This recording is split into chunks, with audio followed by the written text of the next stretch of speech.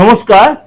আজকে সাপ্তাহিক রাশিফল নিয়ে আলোচনা করব, অর্থাৎ মাসের একদম শেষ মে মাসে 25th মে টু 31st মে 25th মে টু 31st মে। অবশ্যই আলোচনার আগে একটু গ্রহ রাশির সিচুয়েশনটা আলোচনা করে নিই। গ্রহ রাশির সিচুয়েশনে কিরকম রয়েছে এই সপ্তাহটা, অর্থাৎ এই যে মাসের শেষ সপ্তাহ, এরপর তো মাসিক রাশিফল দেবো জুন মাসে। এই সপ্তাহে সূর্য বৃষ রাশিতে থেকে রোহিণী নক্ষত্রে থাকবে। সূর্য বৃষ রাশি থেকে রোহিণী নক্ষত্রে থাকবে। বুধ মৃগশিরা নক্ষত্রে প্রবেশ করবে। সূর্য রোহিণী নক্ষত্রে এবং বুধ মৃগশিরা নক্ষত্রে প্রবেশ করবে। মঙ্গল মেষ রাশি থেকে ভরণী নক্ষত্রে গোচর করবে। মঙ্গল মেষ রাশি থেকে ভরণী নক্ষত্রে প্রবেশ করবে। 29 মে বুধ মিথুন রাশিতে প্রবেশ করবে এবং 31 মে রাহু শতভিষা নক্ষত্রে প্রথম চরণে প্রবেশ করবে এবং শুক্র পুনর্বসু নক্ষত্রে প্রবেশ করবে। তাহলে কতগুলো নক্ষত্র চেঞ্জ, মোটামুটি সব কম বেশি অনেকগুলো গ্রহ কিন্তু নক্ষত্র চেঞ্জ করছে। এবং গুরু মিথুন রাশিতে থাকবে, শুক্র মিথুন রাশিতে থাকবে, শনি মীন রাশিতে থাকবে, রাহু কুম্ভ রাশিতে থাকবে, কেতু সিংহ রাশিতে থাকবে। অর্থাৎ এই সপ্তাহে কিন্তু এতগুলো গ্রহ যেটা নক্ষত্র চেঞ্জ হলো, আপনার রাশির ক্ষেত্রে কি প্রভাব বিস্তার করবে চলুন তার আলোচনা করি। এবার বলি, আপনারা বলবেন দাদা আপনি তো গ্রহ নক্ষত্র নিয়ে বলছেন, আমরা একটু জানার খুব অনেকেই বলছেন যে আপনি কি আমাদের একটু অ্যাস্ট্রোলজি শেখাবেন। দেখুন, একটা কথা বলি, দীর্ঘদিন আগে আমি অ্যাস্ট্রোলজি শেখানোটা বন্ধ করে দিয়েছি, আমার সেই সময় আর নেই ওই ইনস্টিটিউট খুলে শেখানোর মতো। এটা একটু আপনাদের কাছে ক্লিয়ার করে বলে দিলাম। দ্বিতীয় কথা বলি যে অ্যাস্ট্রোলজিটা শেখাতে গেলে যে আপনাদের ধৈর্যের ব্যাপারটা, সেটা আপনাদের অনেকটা আমি আলোচনার মাধ্যমে করিয়ে পৌঁছে দেওয়ার চেষ্টা করি। হয়তো অনেক জায়গায় অনেক সংস্থা আপনারা শিখছেন, অনেক ইনস্টিটিউট আপনারা শিখছেন, হয়তো সেটা আপনাদের পছন্দ হচ্ছে, অনেকে সেই ইনস্টিটিউটের নামগুলোও দিয়েছেন, সেগুলো মিডিয়াতে আমি আর বলছি না। কারণ এরকম তো অনেক ইনস্টিটিউট এখন গজিয়ে উঠেছে যারা মোটামুটি অ্যাস্ট্রোলজি শেখাবে 2-4 মাসে 6 মাসে, কিন্তু 2-4 মাসে 6 মাসের কোর্স নয় অ্যাস্ট্রোলজি। অ্যাস্ট্রোলজি বা তন্ত্র শিখতে গেলে রীতিমতো একটা মেন্টাল প্রিপারেশন নিয়ে নামতে হয় ভালো গুরুর আন্ডারে। গুরুটা ভালো হতে হবে, সৎ ব্যক্তি হতে হবে, প্রপার শেখাবে আপনাকে। First point. দ্বিতীয় পয়েন্ট, আপনাদের আরেকটা কথা, যেখানেই শিখুন আপনি হাত দেখাটা শিখবেন। আপনি ডেট অফ বার্থ পেলেন, তাহলে হরোস্কোপ ধরে ফেললেন, আপনার ল্যাপটপে ফেললেন, কারণ এখন তো কেউ আর এফএমএস দিয়ে শেখায় না, ল্যাপটপ ধরে শেখাবে। আপনি হাত দেখাটা কিন্তু অবশ্যই শেখাচ্ছে। আদার যেগুলো আছে 1001টা সিস্টেম, সেগুলো নাই শিখলেন, হাত দেখাটা শিখবেন, খুব প্রয়োজন। কেন সব ধরনের লোকেরাই যাদের সাথে মেলামেশা, আগে হাতটা, আমার হাতটা দেখে একটু বলুন না আমার সময়টা কেমন যাবে। আপনি যদি বলেন মুখে আমি হাত দেখতে জানি না, আমি একটু ডেট অফ বার্থ দেখে জানি, আপনার সেখানেই কিছু জায়গা নষ্ট হয়ে গেল, সম্মান অনেকটাই চলে গেল। এটা কিন্তু মাথায় রাখবেন।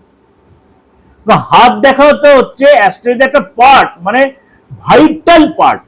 আপনার ডেট অফ বার্থ থাকুক আর নাই থাকুক, হাত কিন্তু কম বেশি 95% 97% লোকের আছে। কারোর কোনো কারণে সে অ্যাক্সিডেন্টালি বা কোনো কারণে সে চলে গেছে, আলাদা ব্যাপার, তা আদার্স ম্যাটার। হাত দেখিয়ে অ্যাস্ট্রোলজিটা তার প্রেডিকশন অনেকে বেশিরভাগই জানতে চাইছেন। আপনারা যারা অ্যাস্ট্রোলজি নতুন করে শিখতে চাইছেন, পামটা দেখা শিখবেন, তারপরে যে সুযোগ হয় ফেসটা দেখা শিখবেন। এটা হচ্ছে সবচেয়ে বড় জিনিস। এবার বলি তন্ত্র।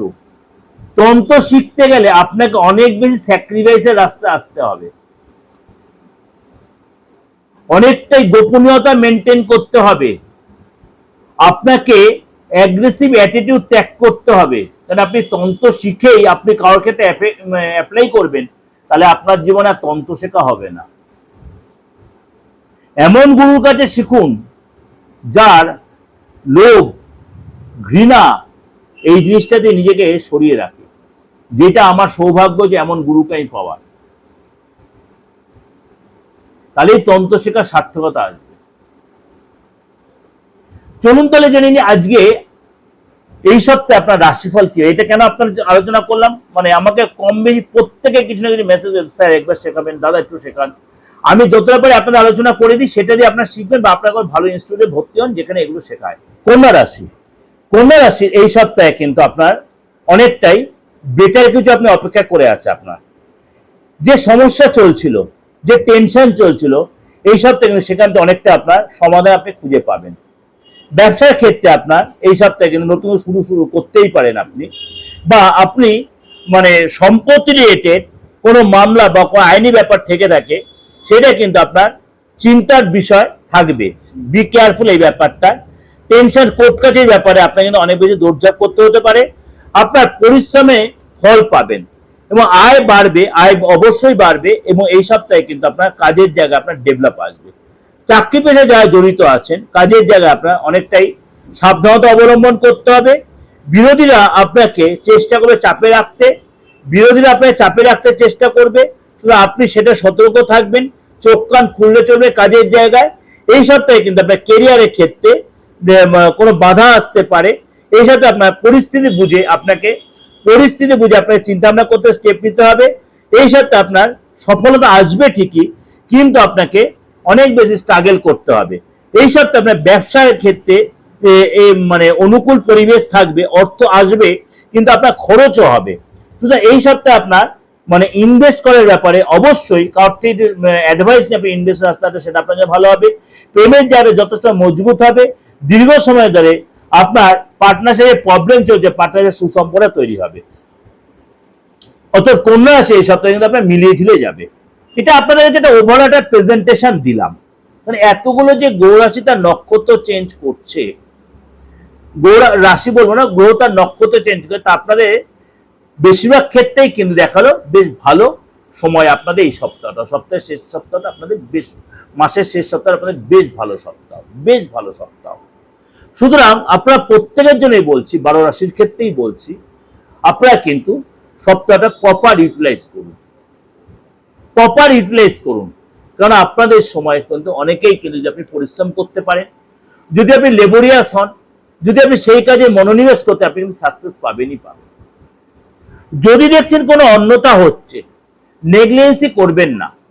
কারোর কাছে আপনি আপনার পরিচিত বা আপনি যার কাছে ভালো লাগে তাকে, যদি পার্থ যাকে ভালো লাগে, পার্থ ভালো লাগে, তার সাথে আপনি কনসাল্ট করতে পারেন, তার সাথে আপনি কনসাল্ট করতে পারেন। যদি কোনো প্রবলেম ফেস করছেন দীর্ঘদিন ধরে, ফ্যামিলিগত বলুন, আপনার আদার্স কোনো আইনি ঝামেলা বা আদার্স ব্যাপারে, আপনি অবশ্যই তার কিন্তু রেক্টিফিকেশনের জন্য সেই সুযোগটা কাজে লাগাতে পারেন।